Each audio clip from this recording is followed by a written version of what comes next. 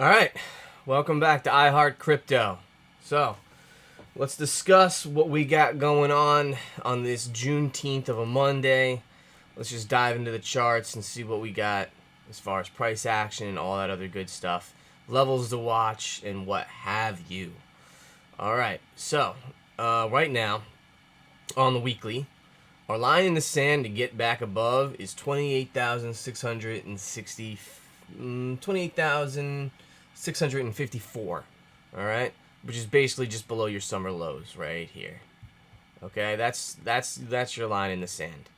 Okay, other levels to be watching as for right now. All right, you have the level above us, which is about $23,000. $23,000 is going to be the most important level to be watching over the next upcoming 48 hours to 72 hours. All right, so let's just go ahead and dive into the lower time frame. All right, now one thing is that Mr. Market Maker has all of this liquidity up here to try to take. All right, these are all the shorts that are in profit. Now, I don't know if these shorts are paying themselves, but if they are, we could be seeing a little bit more downside. Okay, we did have our low over the weekend of 17,000, about 17,500. Okay, but there's a few things to note. Okay, so if we're looking on the 4-hour, right here, you do have some bearish divergence. All right, right there, that is bearish divergence. That's a no bueno. Of course, that will be negated with any kind of closure above $23,000. All right, that'll get rid of that bearish divergence right there. All right, so that's what we're going to be looking for. In fact, let's take the Heikin Ashis off and see how we are doing on the 6-hour here. You know, it looks like a very clear, steady uptrend at the moment. You know, so we're going to see what the upcoming hours give us. Let's pop into the 4-hour. 4 hours showing a bit of a toppy signal. We haven't retraced all the way back into the 50 EMA, and one thing that worries me is that, you know, the 50 EMA on the 4-hour is sitting below that $23,000 region. In fact, it doesn't even have it up to 22,500. Yeah, what I'm gonna be, I would be looking at the 6-hour and the 5-hour to see what kind of pushes we get up. But looking at the stock, 4-hour is topped out on the Stokes. You know, the 3-hour is topped out. The 2-hour is topped out. The 1-hour is just topping out and is now pointed down. All right. 30-minute is on its way down. 15-minute is resetting. So 15-minute is pumping you. All right. 7-minute is good to go. Looking for upside. Looking for upside on the 7-minute. You know, so basically, you know, are we going to be experiencing a bull trap? That's the question. You know, I could see us pumping up to about 22,800, right? And then coming back down. I don't know. That's just the general feeling I get for a slow bleed, in my opinion. All right. So let's just pop in some of our other charts here. This is our Binance chart. Binance chart on levels on the way down. We do have levels sitting here at about, for DCA buys. All right. We had our first DCA buy at 17K. All right. That was like our first stop. I would say another good DCA buy would be about 16K, 14K, 12K, 10K, and about 500, you know, 5,500. Okay, those would be my DCA buys on the way to the bottom. Okay, and there are reasons for this. All right, because if we are looking, all right, so we did talk about this a little bit yesterday, but we have taken all of those vector candles right there, but we do have some more vector candles down here for the market maker to come and take. All right, so just looking left. All right. Right here, and this is on our Coinbase chart. In fact, it's better to look on the Binance chart because that's where most of the liquidity comes in on futures trading and what have you for liquidations and whatnot. So yeah, we need to still kind of fully take this vector candle, you know. And the one thing is that like it looks like it's been taken, like the liquidity came in, like whereas as opposed to this one, you know, when I'm examining these vector candles, like this one was never fully taken, but this one was, but this one was not, and this is the one that worries me the most right here. So, you know, this is the vector candle that I think that we're taking. That could be your bottom, because this one over here, that one did kind of come back down and get taken, and this one I don't think will ever be taken. I think that this is, if you were buying down here and you longed Bitcoin down here during the pandemic, I mean, you're an absolute G for longing during that time. That time was very scary. I was not around in Bitcoin for that time. I came in, I'm a pleb. I came in right here at the top. I experienced this drop. I sat through the summer lows. I sat through this bull trap right here, and I've sat through the duration of this this bear market. So I am a bear market G, one of the worst bear markets ever. So as far as the weekly goes, look at that. You're starting to print a green candle on the weekly. Good for that. But one thing is that when you're looking at these you know, these regular candles, I mean, there is absolutely no signs of reversal here. All right, this is just a straight, you know, downtrend.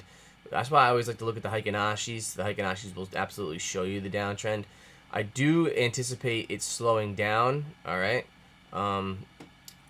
this is on our vector candles. This is a high volume weekly candle. Eventually, they're gonna want to come back up and take that. Now, what can we anticipate? I mean, there is a ton of shorts open in profit right now that I can't imagine Mr. Market Maker wanting to keep these guys in profit. I mean, we got to come back up and take this one. We got to come back up and take this one. All right, we are going to eventually need to come back up and take these. Now, whether that's sooner rather than later, I mean, who knows? Who knows? If you're looking to trade, I mean, if it were me, you know, you want to buy Bitcoin here and you want to trade it, you know, up here at 26, you know, pay yourself, as Tina would say, happy days, you know, that would be fine.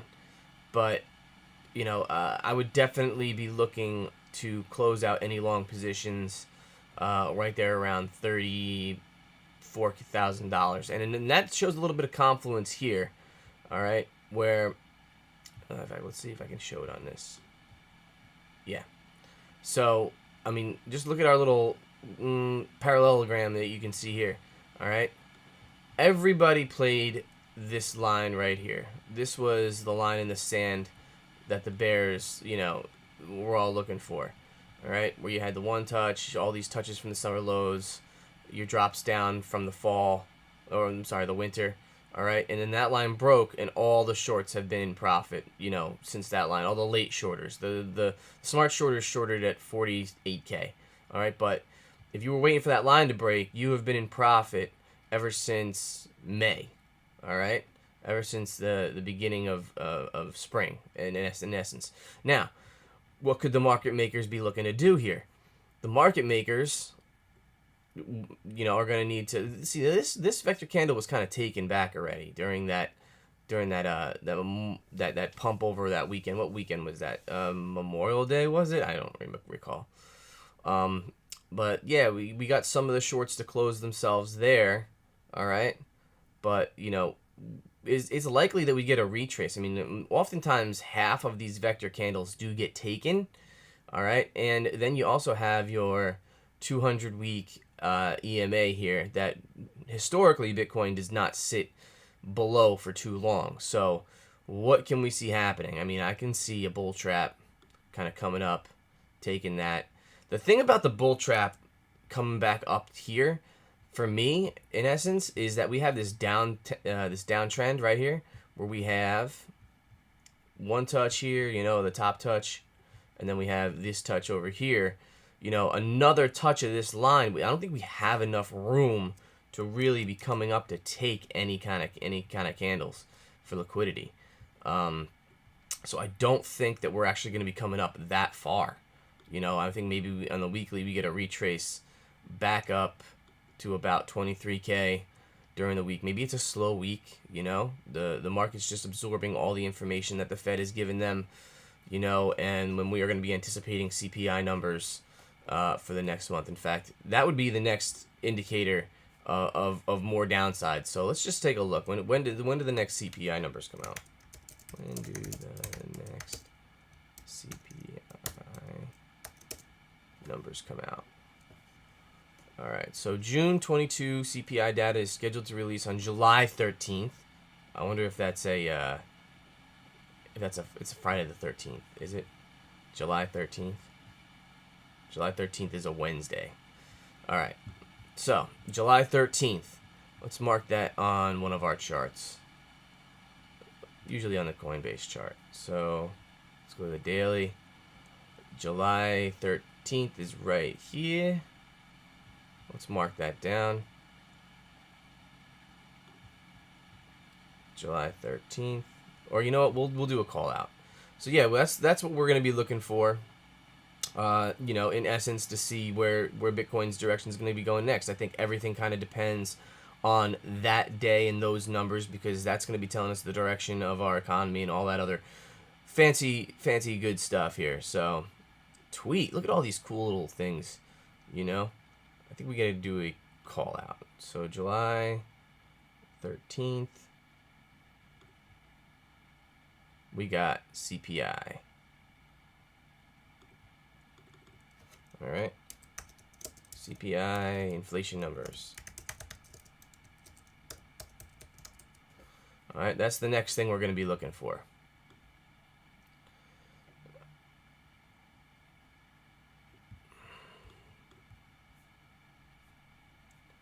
All right, that is on the 13th of July. So that's the next thing we're going to be looking for. Let's see how those numbers come out. Now, knowing that, in fact, let's put that right here. Boom. All right, knowing that, all right, what can we see for Bitcoin? What kind of funky price action can we see? All right. It would be amazing to see, you know, something like this where, I mean, we're either going to come up here and get rejected and just start heading back down.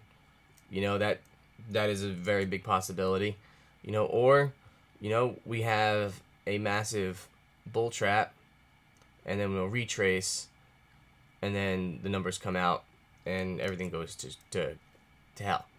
That's just another scenario. Just saying. All right, but that is the event that is going to be telling us the direction of Bitcoin.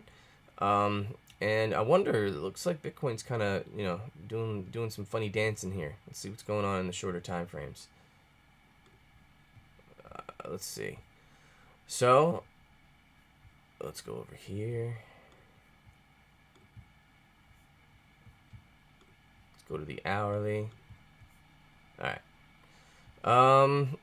What do we got going on these shorter time frames? You know, it's just kind of in an uptrend. We had a little W reversal pattern right here. Boom, boom, boom, into the upside. Happy days, as they say. All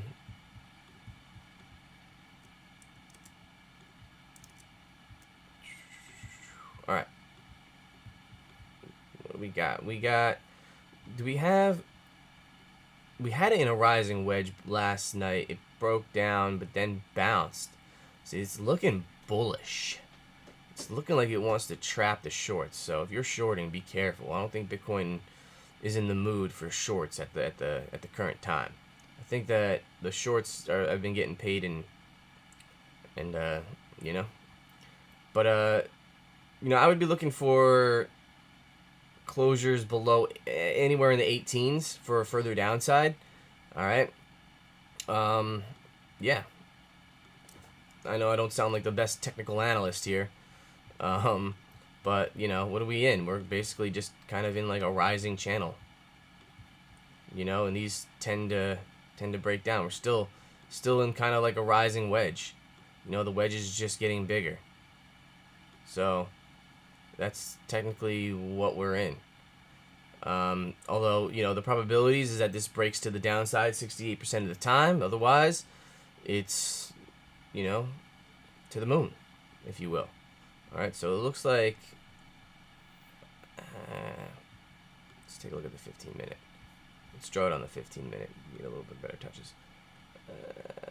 You only have 2 touches here, so your third touch is coming up soon. So, you know, yeah, we'll see. We'll see. This is kind of hard to judge at the current moment. Is it a wedge or is it a channel? It's more of a wedge. It really is more of a wedge. But you do have some good touches here on the upside on the top trend line. 1, basically 2, 3 touches. I like it. It's a very, very thin channel. Very thin channel. But nonetheless, these tend to break to the downside. Now, if that does break to the downside, if I'm not mistaken, your move would be your last leg, and basically just be like bringing you right back down to your lows here. So you could be forming a kind of a larger W formation, all right? Or with any momentum, you could continue to the downside. Who knows? Who absolutely knows? Nobody knows. We are just speculating. But in essence, you know, if Bitcoin, I would be very skeptical to be buying any Bitcoin unless you're trading it. You know, for long-term holds, now is the time to buy. You buy it now. Buy Bitcoin now for a long-term hold. You know, hopefully you get a pullback, you know, to minimize your downside risk. But what I'm anticipating is for this to be playing out. We want buys at these levels right here. These are our buy levels. That would be ideal. And you are just flirting with, you know, being positive and negative for the day. It's probably going to be a very slow day, you know, in my opinion. In my opinion, it's going to be a very slow day. So, yeah.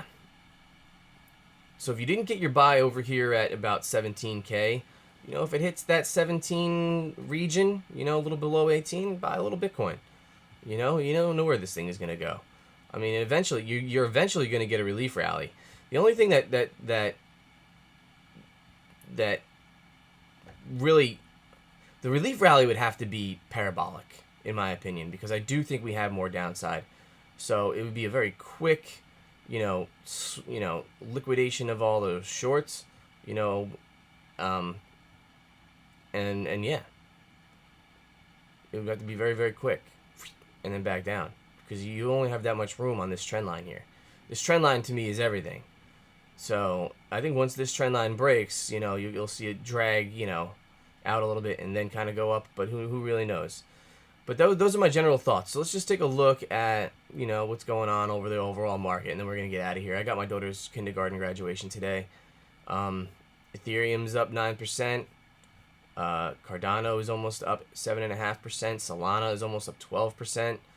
I wish I had scooped up some Solana, but I'm out of money, and I feel like I'm missing these buy the dip opportunities. So, whatever. I need to trade my way into my long-term portfolio. I don't even have any cash on the side. I did get a landscaping job. Blah blah blah. You guys know some of this. Let's take a look at the heat map. Sea of green, beautiful. Looking beautiful. This is always a nice sign. That's the top 200. Let's go to the top 100. All right, synthetics looking huge, big gainer there. Ton. I don't know what ton is. I've never heard of that before. Looking bullish. Whatever. You know, the fear and greed index I think is the same as last night. We went over that.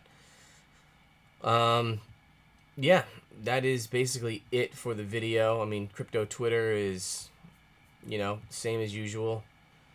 You know, what's Savvy saying? This is the best case for BTC. Mind you, this is my chart structure since the first real top at 64K. This is what Savvy's got. Savvy's been right so far. So there you go. His first stop was 24.3. His next stop is 6,800. You know, and that kind of does line up with what we got going on over here. You know, this bottom trend line. You know?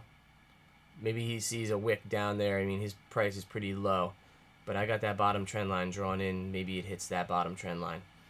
You know, there's confluence there. There is confluence there, and there are, you know, there are high vector candles, right? Down there, right here. Okay, one vector candle there, one vector candle there at 10K, and then if they're so inclined to come for that guy, you know, they can come for this little guy, you know, wash out everything. You know, people, I can't tell you how many people that I know, you know, young guys in their early 30s, you know, guys in their 20s that knew about crypto and all that stuff. We're waiting, and then everybody got in on this dip, or they got in on that, right?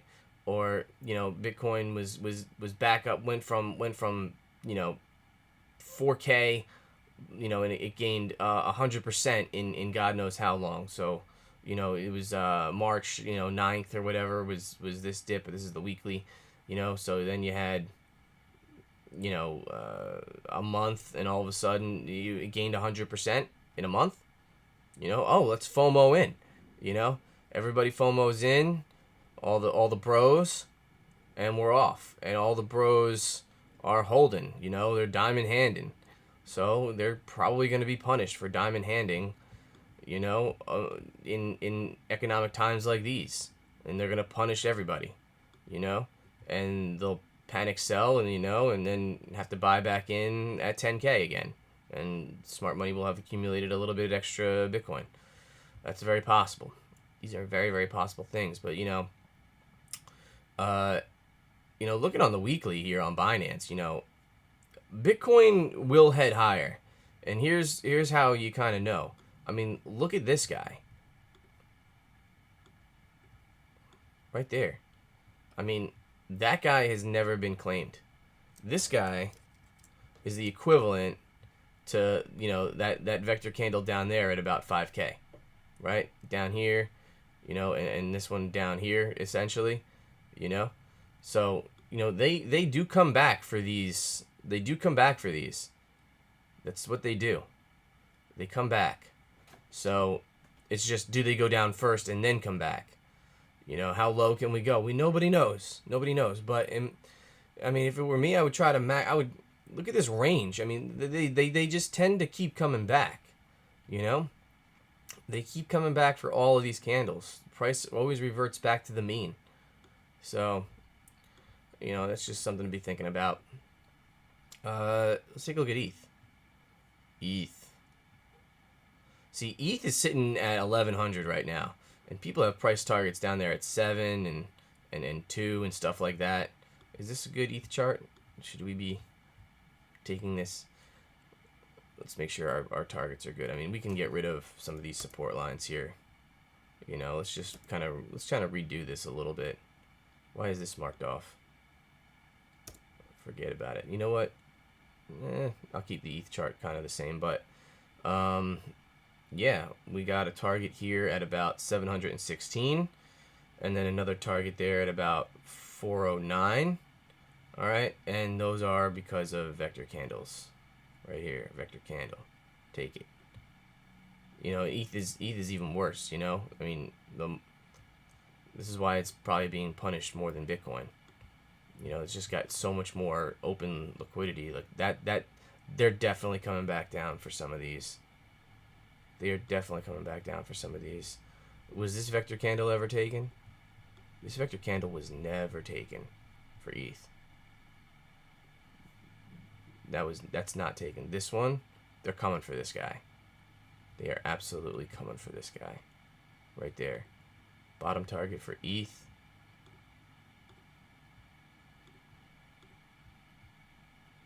Right there.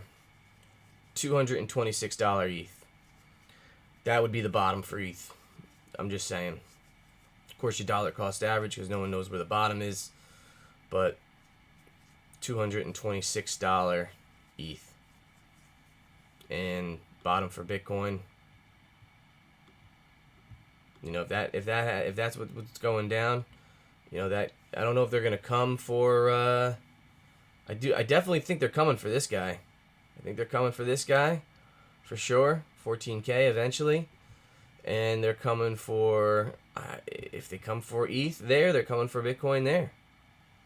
You know, in fact, that it would be right like that, $4,000. You know, right there. Get that. Trying to get that candle. I don't know. Bitcoin is a little bit of a conundrum as far as the vector candles go here on the weekly on Binance.